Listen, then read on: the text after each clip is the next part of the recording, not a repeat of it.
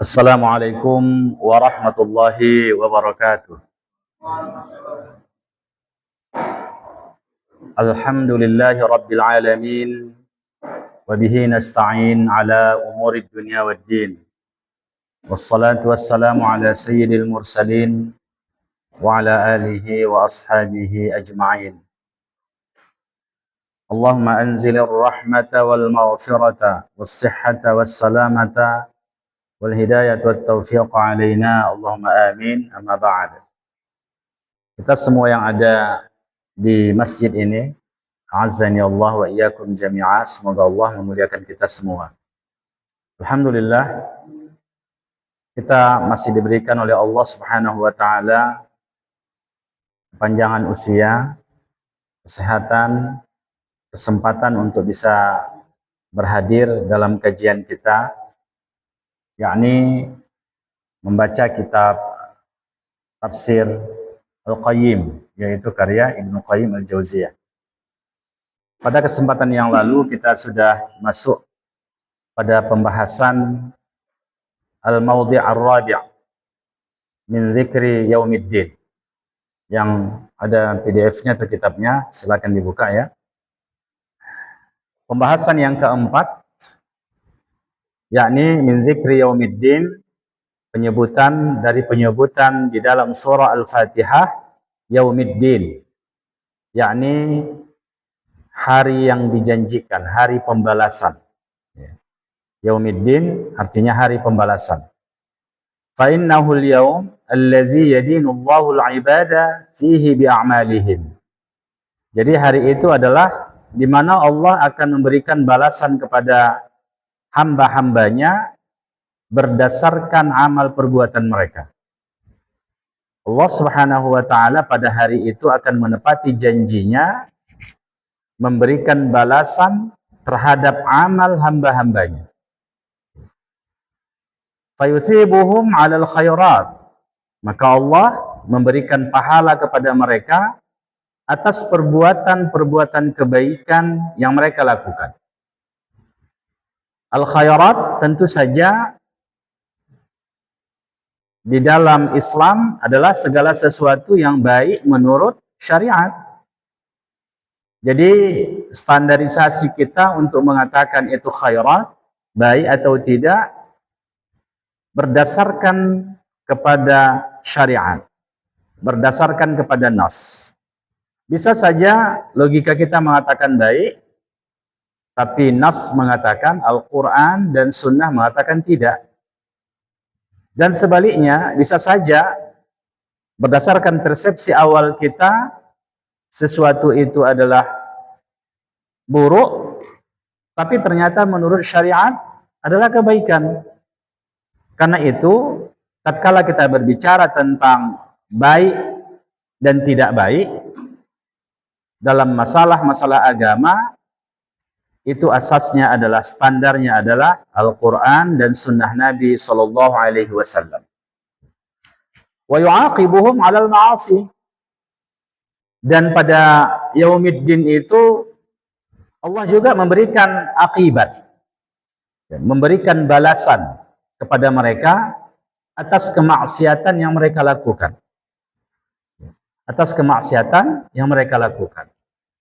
Jadi ikhwah, Allah tidak akan menghukum orang yang tidak berbuat maksiat. Allah tidak memasukkan seseorang ke dalam neraka jahanam kalau dia tidak melakukan kemaksiatan. Kemaksiatan yang berhubungan dengan amal-amal yang mereka lakukan di muka bumi ini. Di mana mereka telah memenuhi syarat-syarat untuk melakukan, untuk dibebani hukum taklifi. Jadi orang-orang yang sudah baligh, yang sudah sampai kepada mereka hujjah, sudah sampai kepada mereka dalil, tapi mereka tidak melakukan ketaatan, karena kemaksiatan itu dua hal. Yang pertama, tidak melakukan ketaatan. Ada perintah Allah, ada amar Allah, tidak dilakukannya, itu maksiat. Atau sebaliknya, ada larangan Allah, ada an-nahyu, ada larangan, tapi justru dilakukannya, maka itu maksiat.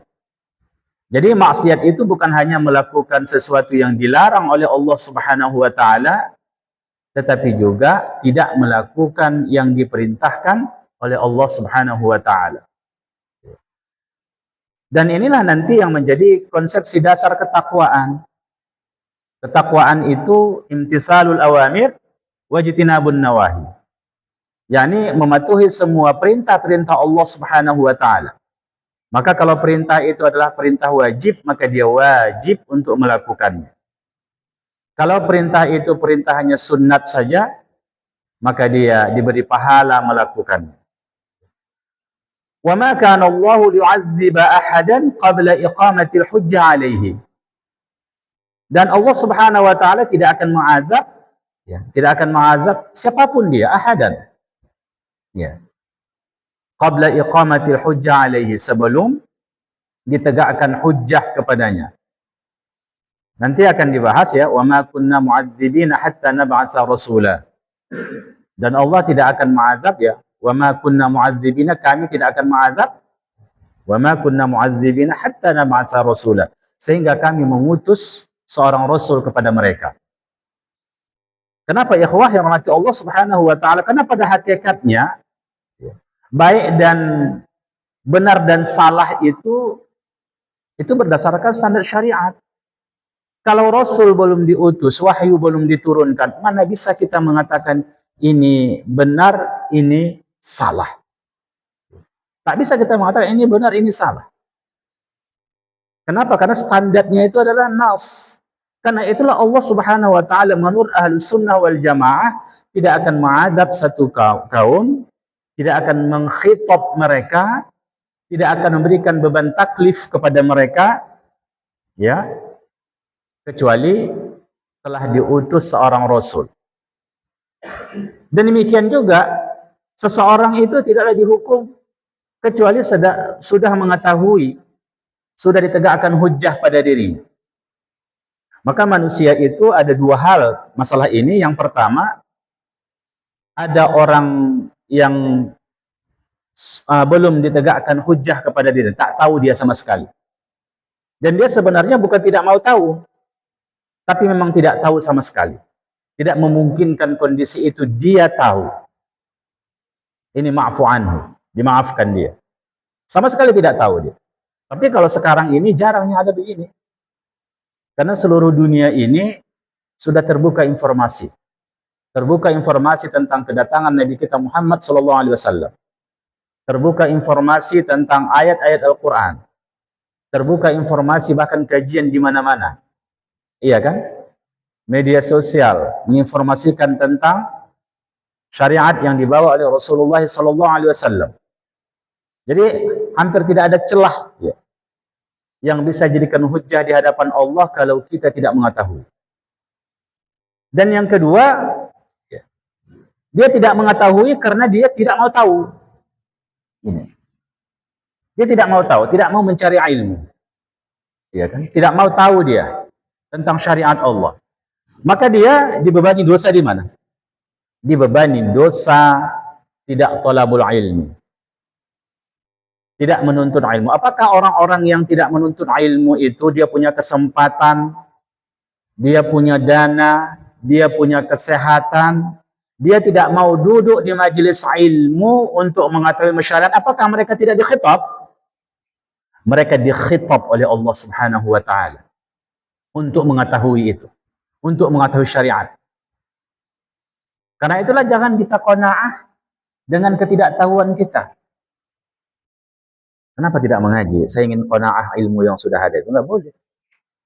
Ya, itu bukan qanaah. Qanaah dalam perkara dunia. Perkara-perkara kehidupan dunia ini.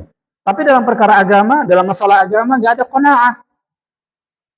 Karena banyak yang harus kita lakukan dan semua itu harus punya ilmu. Harus punya ilmu.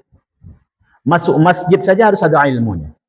Untuk salat saja harus ada ilmunya. Berzakat saja harus ada ilmunya. Mau bermuamalah transaksi ekonomi mesti ada ilmunya.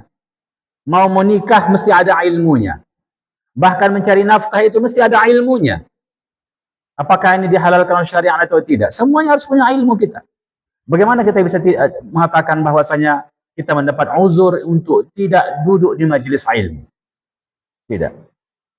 Dengan alasan apa tadi? Ya cukuplah sudah ilmu yang ada itu. Cukuplah sudah ilmu perukunan. Kalau kita di kampung kan begitu kan? Cukuplah sudah. Tidak bisa ya antum akan dikhitab. Karena tersebar di mana-mana ada kajian. Flyer-flyernya sudah di-share di mana-mana. Tahu kita, ada medan mengaji, menginformasikan semuanya kan begitu kan? Tapi dia tetap juga di rumah. Tidak mau duduk di majelis ilmu. Itu akan dikhitab. Jadi memang wa ma kana Allahu liyu'adziba ahadan qabla iqamatil hujjah alaihi. Memang Allah tidak akan mengazab kepada seseorang sebelum ditegakkan hujjah kepada. Tapi dilihat dulu ada penjelasannya, ada fikihnya di situ. Wal hujjatu innama qamat bi rusulihi wa kutubihi. Dan hujjah itu ditegakkan itu berdasarkan apa? Allah utus para rasulnya. Allah turunkan wahyunya. Itulah hujjah di dalam Islam. Bukan yang lain-lain, tidak. Tapi itulah dasarnya, asasnya hujjah di dalam Islam. Ditegakkan kepada manusia. Itu tentu dengan diutusnya para rasul. Diutusnya para rasul dan diturunkannya wahyu, kitab-kitab Allah Subhanahu wa taala. Sekali lagi, berhubungan dengan Yaumiddin ini itu menegaskan kedudukan rasul-rasul Allah Subhanahu wa taala yang membawa syariat. Menegaskan tentang keberadaan mereka sebagaimana yang kita jelaskan pada pertemuan yang lalu. Ya kan, 3 sifat, semua sifat Allah itu dikembalikan kepada 3 sifat. Sifat apa itu? Kepada 3 asma. Allah, Ar-Rabb, Ar-Rahman. Dan salah satu Ar-Rahmannya Allah, sifat Rahmannya Allah adalah Allah mengutus para Rasul. Allah Subhanahu wa ta'ala. Allah menurunkan kitab-kitab. Rasul pun diutus kalau tak diturunkan wahyu. Tidak juga, ikhwah, memberikan pencerahan kepada manusia. Mesti diutus wahyu kepadanya. Maka para nabi itu yang dia bukan menjadi rasul, hanya nabi, maka dia akan mendakwahkan, mengajarkan kitab-kitab rasul sebelumnya. Dan ketika para rasul diutus, maka diturunkan wahyu kepadanya, maka dia mengajarkan dengan wahyu yang diturunkan kepadanya. Ada yang bersifat permanen, tidak berubah, ada yang berubah. Yang tidak berubah masalah apa? Masalah akidah. Makanya akidah sejak Nabi Adam alaihissalam, Nabi Nuh alaihissalam, Nabi Ibrahim sampai Nabi Muhammad tidak akan berubah tentang konsep tauhid itu. Tak berubah. Tapi yang berubah apa? Syariatnya. Beda puasa Nabi Musa alaihissalam dan umatnya dengan puasa Nabi Muhammad dan umatnya. Beda cara bertaubat Nabi Musa alaihissalam, umat Nabi Musa Bani Israel pernah dalam satu zaman karena Allah murka kepada mereka, mereka selalu berdusta. Ya. Ketika akan diturunkan azab, mereka bertaubat. Setelah azab ditarik, mereka kembali bermaksiat, murka Allah Subhanahu wa taala kepada mereka dan tidak diterima taubat mereka kecuali mereka bunuh diri. Menghabisi nyawanya, baru diterima taubat. Kalau kau sudah mati kan tak bisa tongkar lagi dia, bahasa kita kan. Tak bisa lagi bermaksiat dia. Tapi umat Nabi Muhammad boleh bunuh diri? Tidak boleh. Haram hukumnya, mati yang fasik. Ya kan? La tayasu min rahmatillah. Jangan kamu berputus asa dari rahmat Allah Subhanahu wa taala. Jadi begitu. Jadi maka dengan sifat rahman Allah lah Allah utus para rasul dan Allah turunkan wahyu-wahyu Allah. Wa bihi mustahaqqas tsawabu wal 'iqabu. Dan dengan rasul-rasul itulah dan kitab-kitab itu seseorang berhak mendapatkan ats-tsawab wal 'iqab. Pahala dan dosa. Jadi standar dosa itu, siapa yang mendapat dosa, siapa yang mendapatkan pahala, itu standarnya lagi-lagi Al-Quranul Karim. Kitab Allah Subhanahu wa ta'ala. Itulah standarnya. Siapa yang berhak mendapatkan pahala, siapa yang akan diberikan hukuman iqab, dosa, itu berdasarkan Al-Quranul Karim. Wa bihi muqaba sawfa yaumiddin. Wasaqal abrar ila naim wal fujjar ila jahim. Jadi, ikhwah yang mati Allah Subhanahu wa taala, dengan itu pula berlangsung hari pembalasan itu akan terjadi. Apa itu? Ketika Allah sudah menurunkan Rasul, mengutus Rasul, menurunkan wahyu, maka itulah nanti yang Allah jadikan untuk menegakkan keadilan pada mereka pada hari kiamat. Maka hari kiamat itu pun diciptakan oleh Allah Subhanahu wa taala. Ditetapkan oleh Allah Subhanahu wa taala. Untuk apa? Untuk mengadili mereka. Siapa yang berhak mendapatkan pahala, maka dia masuk surga. Siapa juga yang akan mendapat iqab, azab dari Allah Subhanahu wa taala, maka dia akan dimasukkan ke neraka. Kalau tidak ada hari akhir, maka itu tidak akan ditegakkan. Maka ditegakkannya hari akhirat itu adalah bukti keadilan Allah Subhanahu wa taala.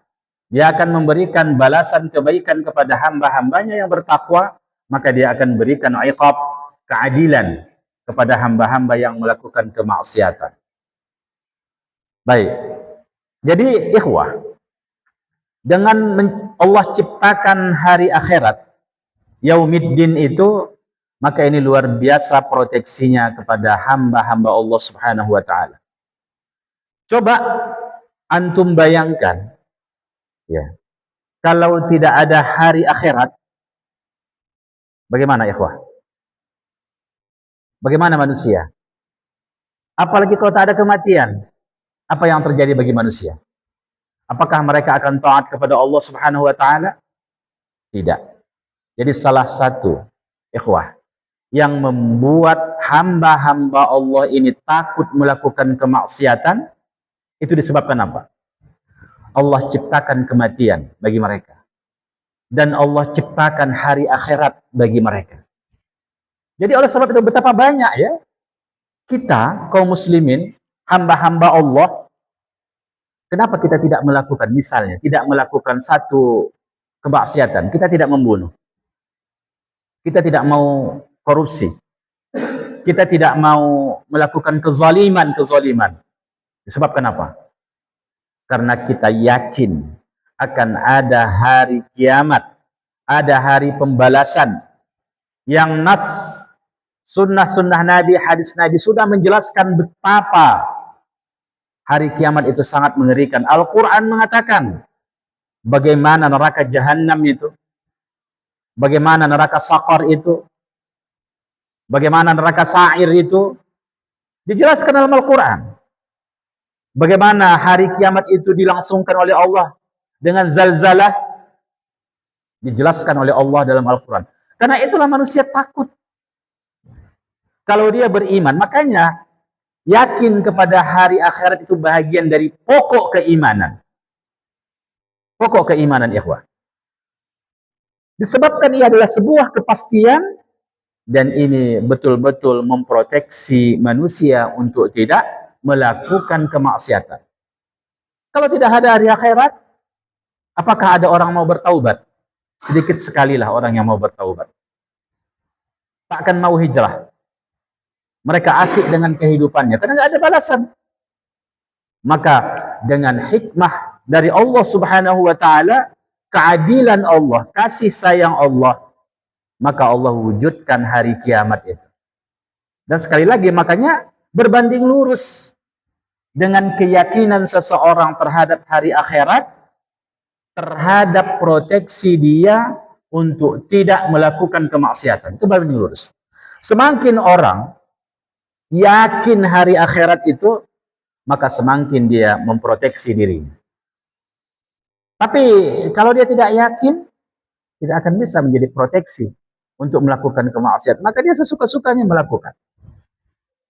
Oleh sebab itulah ikhwah yang mati Allah Subhanahu wa taala, banyak ayat di dalam Al-Qur'an yang menjelaskan tentang hari kiamat, hari akhirat.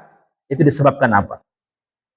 Disebabkan hari itu begitu dahsyatnya, manusia tidak akan bisa lari lagi minta pertolongan ke mana-mana. Allah lah yang menjadi hakim atas perbuatan mereka. Allah menjadi hakim atas perbuatan mereka. Dan itu adalah satu yang hak. Bukan ditakut-takuti kita oleh Allah Subhanahu wa taala. Itu hak. Itu akan terjadi. Sebagaimana antum melihat ini di depan ini, air mineral kan begitu. Begitulah antum melihat hari akhirat. Kepastiannya. Tapi ini dilihat oleh mata kita, ini dilihat oleh keimanan kita. Itu kepastian. Kenapa? Karena Allah sendiri yang menjelaskan. Allah sendiri yang menegaskan di dalam Al-Quran. Nabi kita yang menginformasikan dan mensyarahkan ayat-ayat tentang kiamat itu, ikhwan. Itulah makanya setiap salat kita diperingatkan tentang ini. Alhamdulillahi Rabbil Alamin. Ar-Rahmanir Rahim. Setelah itu apa?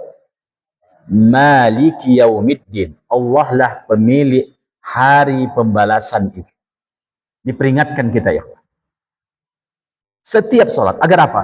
Agar itu menjadi jembatan, selalu menjadi jembatan memori kita dalam hidup ini. Apapun yang kita lakukan, ingat hari akhir. Tak akan ada seorang pun yang akan dizalimi oleh Allah.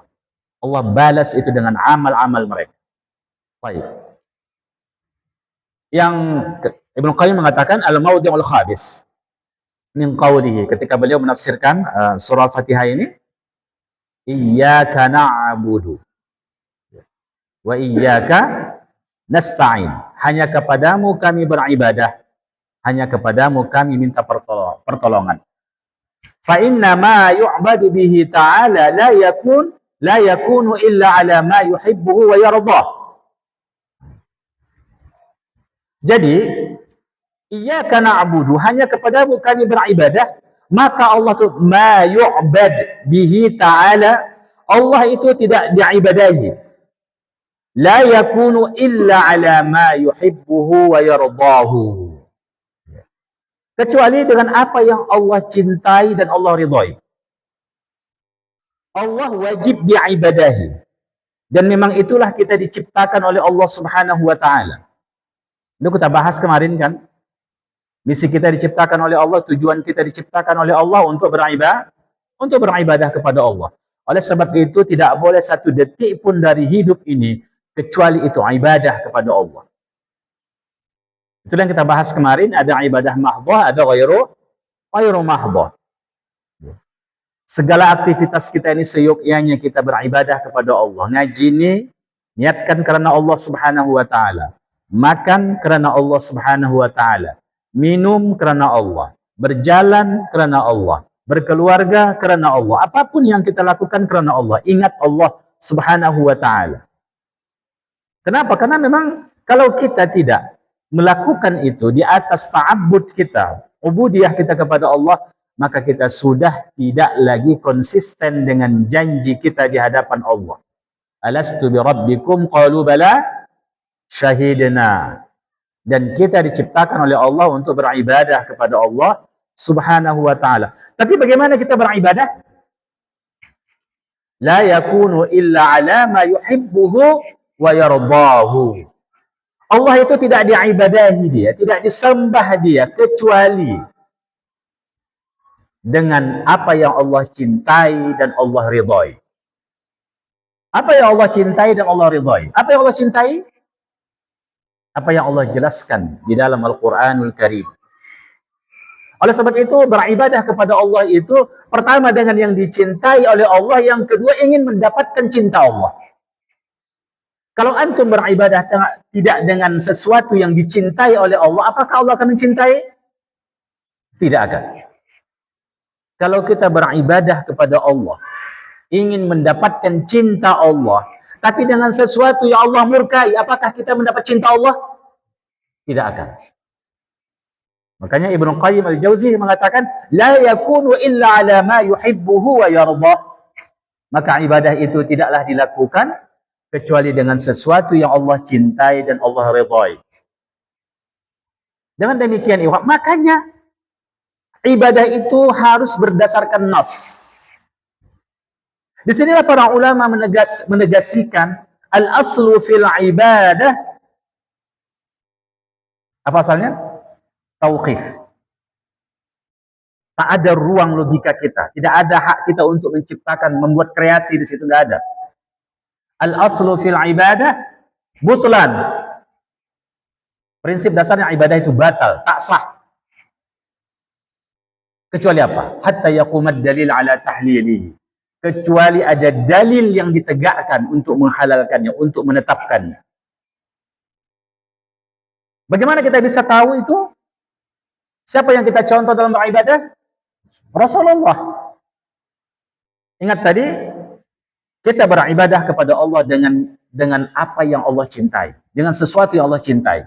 Dan kita beribadah ingin mendapatkan cinta Allah Subhanahu wa taala, ingin mendapatkan ridha Allah Subhanahu wa taala. Maka apa kata Allah dalam Al-Qur'an? Qul in kuntum tuhibbunallaha fattabi'uni yuhibbukumullahu wa yaghfir lakum dzunubakum wallahu ghafurur rahim. Qul ati'u Allah war rasul fa in tawallaw fa innallaha la yuhibbul kafirin. Katakan wahai Muhammad, qul in kuntum tuhibbunallah, jika kamu mencintai Allah, fattabi'uni, maka ikuti aku. yakni ikuti sunnah-sunnahku. Ikuti penjelasanku, amalku. Ikuti. Fattabi'uni. Baru apa? Yuhibbukumullah. Baru Allah mencintai kamu. Kalau tidak, tidak. Kalau kita tidak beribadah dengan sesuatu yang dicintai oleh Allah, maka Allah tidak akan mencintai kita. 1000 kali, 100, 1.000.000 kali pun kita mengatakan, uhibbuka ya Allah, tapi dengan sesuatu yang tidak Allah cintai, maka Allah tidak akan mencintai kita. Allah sendiri yang mengatakan, qul in kuntum tuhibbunallah fattabi'uni yuhibbukumullah.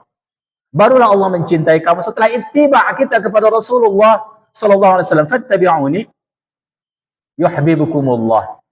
Baru Allah mencintai kamu. Syaratnya tadi dicintai oleh Allah, ikuti sunnah Rasulullah. Karena tadi la yakunu illa ala ma yuhibbuhu Allah wa yardah. Tidak akan pernah Allah cintai kecuali dengan sesuatu yang Allah cintai dan Allah ridhai. Baru tadi yuhibbukumullah, baru Allah mencintai kamu dan mengampunkan dosa-dosa kamu. Katakan lagi wahai Muhammad, taati Allah, taati Rasul, ini standarnya.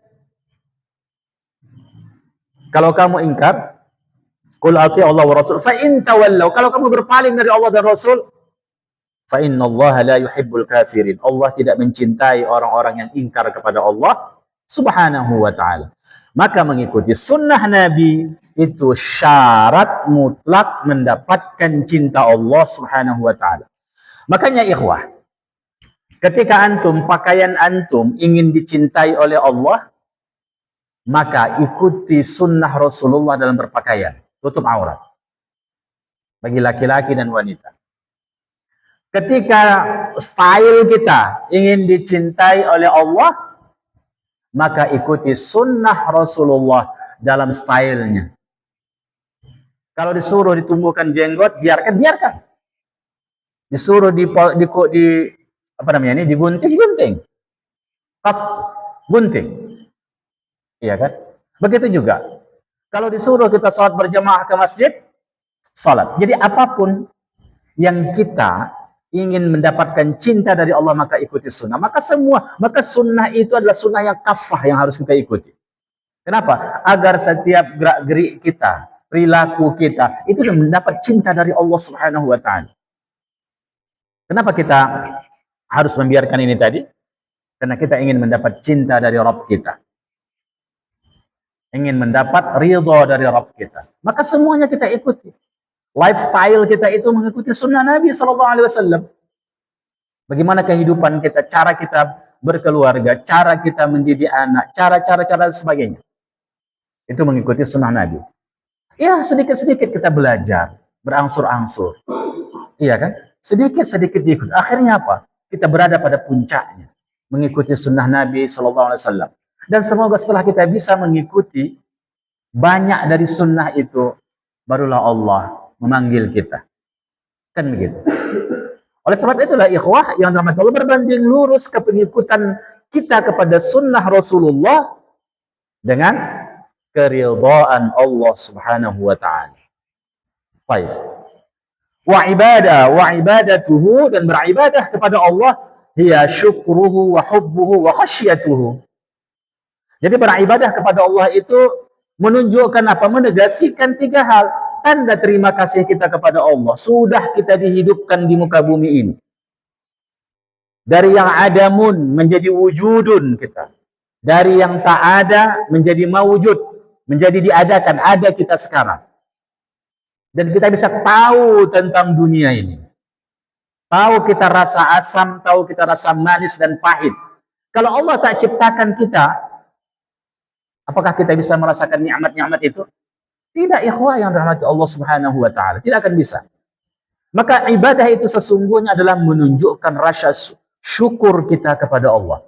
Wa ibadatu ya syukruhu, tanda syukur kita. Wa hubbuhu, dan tanda cinta kita kepada Allah Subhanahu wa taala.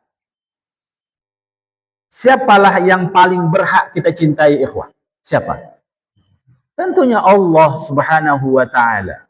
Dan menunjukkan rasa cinta kita itu tak ada lain caranya kecuali beribadah kepada Allah Subhanahu wa taala. Makanya tadi, kalau kita ingin setiap saat kita berada pada cinta Allah, maka setiap saat kita beribadah kepada Allah Subhanahu wa taala. Baik itu ibadah mahdhah maupun yang bukan mahdhah, yang kita niatkan sebagai ibadah. Maka setiap waktu itu pula lah kita dicintai oleh Allah Subhanahu wa taala. Bagaimana bicara kita dicintai oleh Allah? Maka bicaralah karena Allah. Bicaralah sesuai dengan tuntunan syariat. Mana yang tidak dibolehkan syariat, jangan ucapkan itu. Mau kepada siapapun, kepada anak kita, kepada istri kita, kalau istri kepada suami, dan seterusnya. Kalau ingin kata-kata itu berada dalam cinta Allah. Begitu juga dalam masalah-masalah yang lain, ikhwan. Fitriyun ma'qulun lil uquli as-salimah. Dan itu bisa kita pahami, ikhwan. Ya, bisa kita pahami berdasarkan akal apa namanya itu? Akal yang selamat. Akal yang cerdas bisa dipahami bahwasanya kalau Allah sudah memberikan nikmat kepada kita, maka seyuknya kita mengapain? Bersyukur. Sudah diberikan banyak nikmat kepada kita, la tuhsuha, kamu tidak akan bisa menghitungnya. Itu mengakibatkan apa? Rasa cinta kepada Allah Subhanahu wa taala. Kalau kita sudah cinta kepada Allah, apakah kita mau ditinggalkan oleh Allah?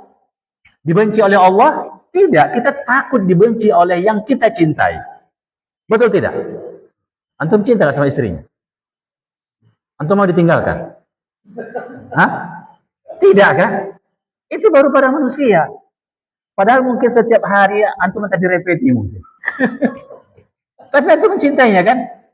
Begitulah. Apalagi sama Allah Subhanahu wa taala yang antum tak pernah direpeti, ikhwah. Semua nikmat dikasih bagi antum. Antum berdoa minta ini dikasih, berdoa minta ini dikasih. Antum pun tak berdoa dikasih juga. Bayangkan itu.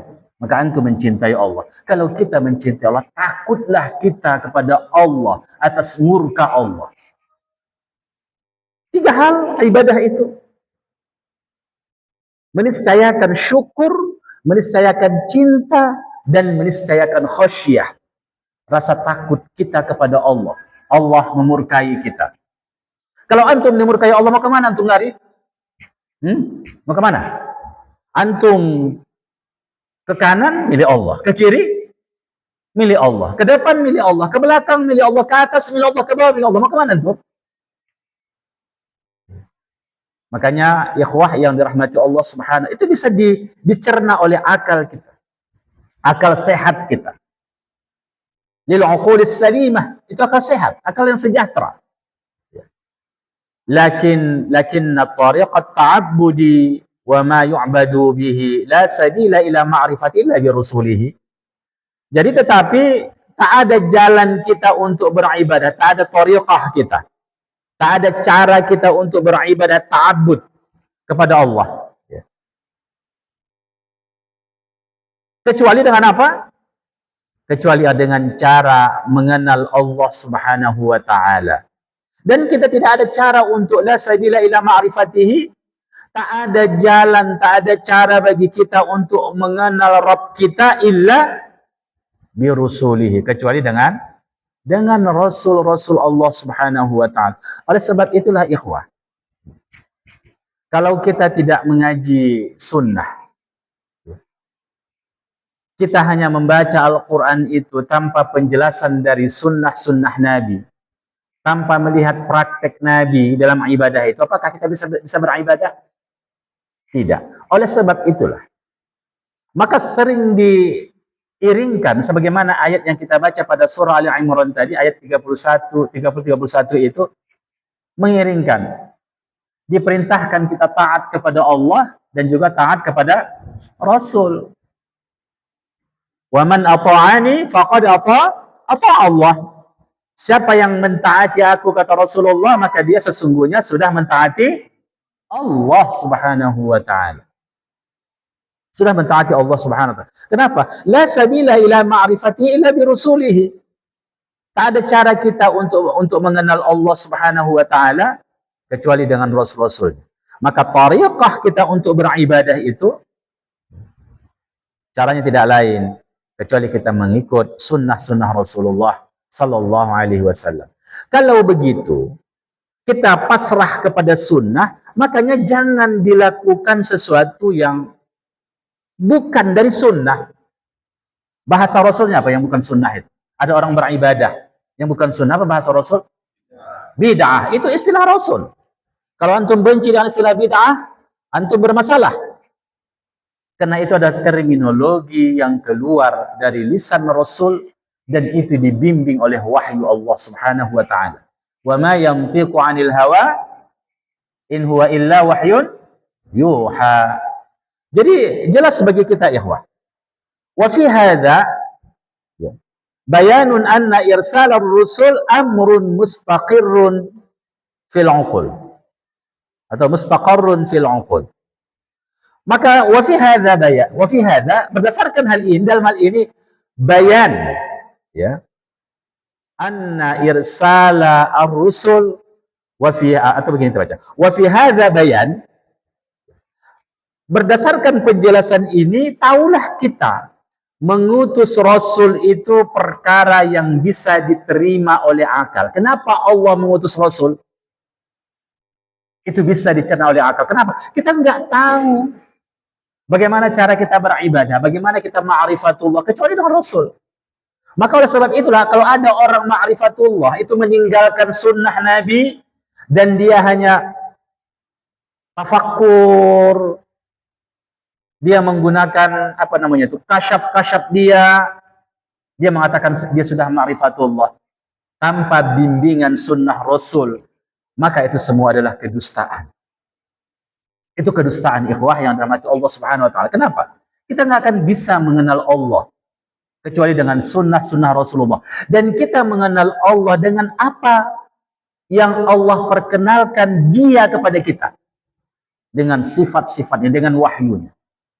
Maka sebagaimana yang kita bahas pada pertemuan-pertemuan sebelumnya, sesungguhnya Al-Quran itu adalah cara Allah Subhanahu wa taala memperkenalkan dirinya kepada makhluk. Kita mengetahui Allah karena Allah menjelaskan sifat-sifatnya dalam Al-Quran. Nama-namanya dalam Al-Quran. Allah jelaskan nama-namanya. Allah jelaskan af'alnya, perbuatannya. Allah jelaskan tadi apa, ada iqab, ada thawab. Allah jelaskan. Dengan cara itulah kita mengenal Allah Subhanahu wa taala. Oleh sebab itulah kalau kita ingin mengenal Allah Subhanahu wa taala, maka bacalah Al-Qur'an. Allah berbicara tentang sifatnya, tentang namanya dan tentang perbuatannya. Di situ Allah berbicara. Lalu ditafsirkan lagi.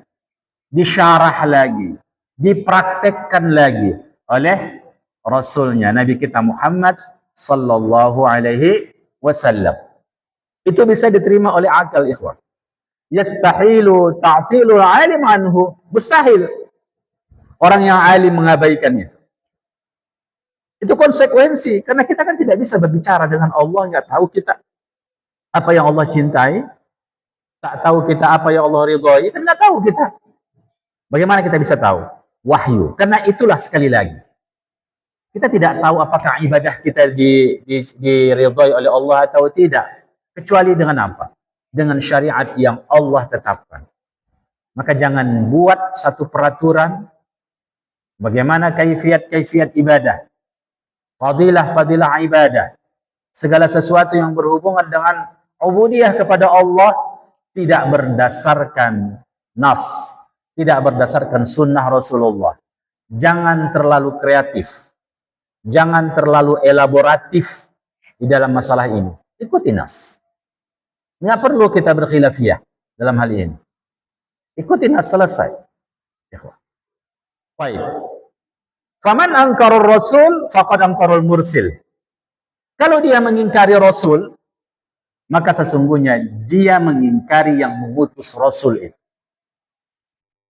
Kalau dia mengingkari Rasul, maka dia mengingkari yang mengutus Rasul itu. Sama dengan orang-orang Yahudi, orang-orang non-Muslim, orang-orang Nasrani misalnya. Dia mengingkari kerasulan Nabi kita Muhammad sallallahu alaihi wasallam setelah sampai dakwah kepada mereka. Pada hakikatnya mereka mengingkari Nabi Muhammad sallallahu alaihi wasallam sebagai Mesias itu, sebagai Rasul terakhir itu. Sesungguhnya mereka mengingkari Allah Subhanahu wa taala. Faqad ankara mursil. Faman ankara ar-rasula faqad ankara al-mursil wa lam yu'min bih, dan dia tidak beriman kepadanya.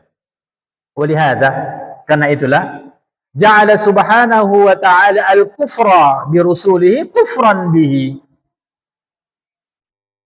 Maka ketika dia mengingkari Rasul, maka dia tidak beriman. Kenapa? Walihada, karena itulah Allah Subhanahu wa taala menjadikan siapa yang ingkar kepada Rasul-Rasulnya, maka dia ingkar kepada Allah Subhanahu wa taala. Dan kita wajib mengimani semua Rasul. Antum beriman enggak kepada Nabi kita Muhammad SAW? Apakah cukup di situ? Hah? Cukup? Antum juga wajib beriman kepada Isa alaihissalam. Wajib beriman kepada Musa alaihissalam. Wajib beriman kepada Ibrahim alaihissalam. Dan semua para Rasul itu. Nabi dan Rasul itu. Tapi ada yang dijelaskan di dalam Al-Quran, ada yang tidak. Pada prinsipnya, la nufarriqu baina ahadim minhum wa nahnu lahu muslimun. Kita nggak beda-bedakan di antara para nabi itu. Sama-sama utusan hamba Allah, sama-sama utusan Allah Subhanahu wa taala. Tetapi Nabi kita Nabi Muhammad Nabi yang terakhir. Maka dengan syariat yang dibawanya lah kita melakukan syariat. Di situ. Jangan setelah diutus Rasulullah antum mengikuti syariat Nabi Musa. Iya kan? Saya ikut syariat Nabi Musa aja lah. Karena enggak bisa, ikhwan. Kenapa? Karena para nabi itu punya umat masing-masing dan punya zaman masing-masing. Dan satu syariat yang dibawa oleh Nabi menghapuskan syariat sebelumnya. Syariat sebelumnya. Dan para nabi sebelumnya itu hanya diutus kepada umatnya. Tapi kalau Nabi Muhammad, rahmatan lil alamin, kepada seluruh alam. Daerah terpencil manapun, maka Rasulnya siapa? Nabi kita Muhammad sallallahu alaihi wasallam. Ada waktu? Iya, azan dulu sebentar ya.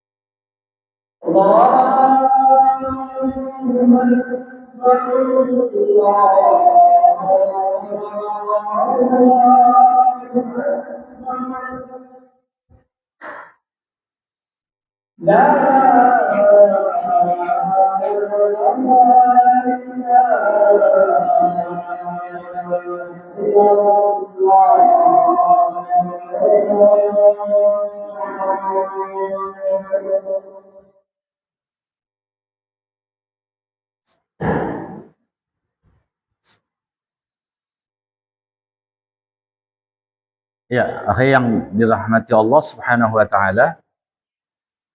Ini pertemuan kita terakhir ya untuk menjelang Ramadan. Insyaallah kalau ada kesempatan umur panjang kita lanjutkan lagi nanti pasca Ramadan ya. Pasca Ramadan insyaallah. Tapi catatannya jangan hilang ya. Kalau bisa nanti setelah ini PDF nanti difotokopi aja. Nah, usah semua pun beberapa ditulis kan gitu kan. Nah, supaya teringat mau kajian kan begitu ya. Nah, ada yang tersisa. Karena persoalan kita selama hari ini kan ada yang duduk di majelis ilmu bertahun-tahun, ya kan? Tapi banyak yang berceceran kan gitu. Banyak yang tidak bisa mengingat kembali kajian-kajiannya ya. Karena kemarin kita kan ini kan tadabbur, ya kan? Ingin mengamalkan apa yang kita kaji ya. Dan ini dalam pertemuan terakhir ini Ustadz juga mengkabarkan kepada kita semua lah ya, apa yang pernah dikabarkan oleh Rasulullah sallallahu alaihi wasallam. Atakum syahrul Ramadan syahrun mubarak. Datang kepada kamu bulan Ramadan, bulan yang diberkahi oleh Allah Subhanahu wa taala. Oleh sebab itulah, ikhwah, hikmah dari hadis ini cukup besar sekali. Yang pertama, ini menunjukkan kabar gembira kepada kita semua. Karena Nabi mengatakan syahrun mubarak. Bulan yang diberkahi. Barakah itu ziyadatul khair, itu bertambahnya kebaikan. Ba'da ziyadah, setelah bertambah. Jadi Ramadan ini bagi orang yang beriman akan terus memupuk kebaikan bagi dirinya. Ketakwaan kepada dirinya ya. Keampunan dari Allah Subhanahu wa taala itu barakah. Maka subutul khair al-ilahi, itulah barokah. Jadi eksisnya kebaikan yang itu bersifat ilahi, artinya mendekatkan kita kepada Allah. Jadi semua nikmat yang mendekatkan kita kepada Allah itu barokah. Jadi usia antum barokah, lihat ke depan. Kalau semakin bertakwa kepada Allah, barokah lihat usia antum ke depan itu. Tapi kalau semakin menjauh, kebalikan barokah lihat, tak barokah itu umurnya. Begitu juga antum. Kalau ke depan ini semakin cinta kepada majelis ilmu, barokah lihat umur antum. Tapi habis nanti Ramadan, semakin jauh dari majelis ilmu. Kenapa? Karena semakin sukses bisnisnya kan begitu. Nggak lagi mengaji, nggak lagi apa namanya itu ya, sholat berjamaah pun juga tidak. Jangan antum anggap itu barokah. Tidak, itu tak barokah itu. Walaupun jumlah rupiahnya bertambah, semakin banyak, tapi itu hartanya nggak barokah. Karena barokah itu apa? Subutul khair al-ilahi, ziyadatul khair. Bertambah kebaikan kita yang menghantarkan kita pada kemaslahatan dunia dan akhirat kita. Itulah yang dimaksud dengan kebarokahan. Begitu juga ilmu, begitu juga yang lain. Itulah tanda barokah. Subutul khair al-ilahi. Baik, ya. Jadi Ustaz juga mohon maaf ya, walaupun baru 4 pertemuan kita. 3. 4 lah ya. 4 pertemuan. Ya, semoga saja apa yang sudah kita pelajari bisa menjadi ilmu bagi kita dan bisa kita amalkan ya, kita amalkan. Jadi ilmu yang barokah itu bisa diamalkan ya. Ada yang diamalkan dalam keimanan, ada yang diamalkan secara praktis, ya kan? Tapi intinya adalah dasar-dasar manhaj yang sudah kita pelajari itu akan mendorong kita untuk lebih mendekat lagi kepada Allah Subhanahu wa taala. Ya. Usia kita terus semakin bertambah ini, artinya semakin dekat dengan kematian. Ramadan ini kesempatan kita lah semua. Betul-betul mengadu kepada Allah, betul-betul mendekat kepada Allah, tumpahkan semua keluh kesah kita tentang dunia ini agar Allah Subhanahu wa taala mencarikan solusi terhadap problem kita. Ya kan, mengabulkan istijabah doa-doa kita, dan semoga Allah berkenan menghapuskan dosa kita dan mengakhiri hayat kita dengan husnul khotimah. Dan yang paling penting, semoga Allah SWT memanjangkan umur kita terhadap Ramadan. Ya, kalau tidak ya kan. Dan insya Allah pada Ramadan yang akan datang juga, semoga Allah mengistijabah doa kita. Subhanakallah bihamdik, asyhadu an la ilaha illa anta, astaghfiruka wa atubu ilaik. Assalamualaikum warahmatullahi wabarakatuh. Kita akan bahas nanti ya, al-maudhi' as-sadis. Sadis ya, itu pembahasan yang ke-6 tentang ihdinas siratal mustaqim, berhubungan dengan hidayah ya, insyaallah.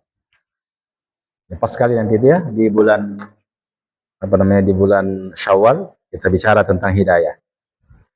Dan kita lihat nanti siapa yang dapat hidayah, siapa yang tidak. Hidayah bukan nama orang ya. Kalau hidayah nama orang bisa saja.